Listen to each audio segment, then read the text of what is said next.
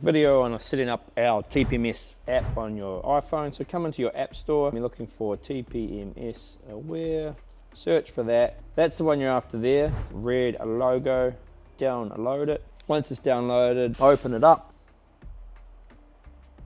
Allow.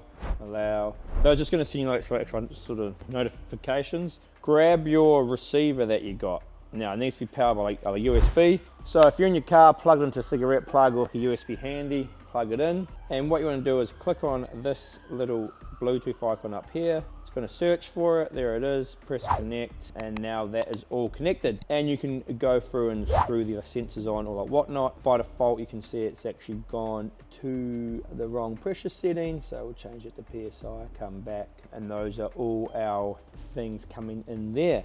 Now, if you do need to pair an extra sensor to it, now that's in pair sensors, and you just touch on one of these, screw the sensor on, and it will come up, and you'll actually see this here will change. The actual number will change because that is the ID.